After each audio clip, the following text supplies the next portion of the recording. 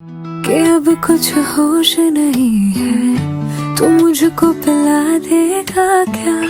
मैं पी कर जो भी कहूँगी, तो सुबह भुला देगा क्या?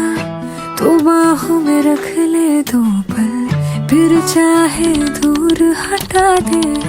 मैं Hello guys, welcome back to my channel. Hope you all are doing well. So ഇന്നത്തെ വീഡിയോ ഒരു സ്മോൾ ബിസിനസ് റിലേറ്റഡ് വീഡിയോ ആണ്.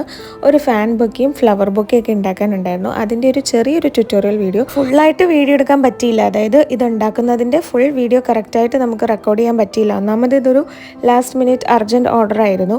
എന്നിട്ട് നമുക്ക് ഐറ്റംസ് ഒക്കെ കളക്ട് ചെയ്യാൻ വേണ്ടിയിട്ടും ആ ഒരു ഫാൻ ബൊക്കേക്കുള്ള ഫാൻ കിട്ടാനും കുറച്ച് ടൈം പോയി. മീൻസ് കടയിൽ ചെന്നപ്പോൾ സ്റ്റോക്ക് ഇല്ലായിരുന്നു. പിന്നെ ഓൺലൈൻ ഓർഡർ ചെയ്യാനുള്ള ടൈമൊന്നും ഇല്ലായിരുന്നു.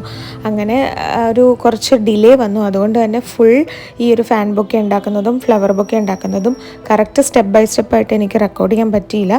കുറച്ച് ക്ലിപ്സ് എടുത്തിട്ടുണ്ട്. അതിൻ്റെ കൂടെ ഞാൻ വോയിസ് ഓവർ പോലെ കാര്യങ്ങളൊക്കെ ഷെയർ ചെയ്യാമെന്ന് വിചാരിച്ചു. അപ്പോൾ കസ്റ്റമർ ഒരു പിങ്ക് ആൻഡ് വൈറ്റ് കളർ കോമ്പിനേഷനിൽ ഫാൻ ബൊക്കെയും ഫ്ലവർ ബൊക്കെയും ചെയ്യണം എന്നാണ് പറഞ്ഞിട്ടുള്ളത്.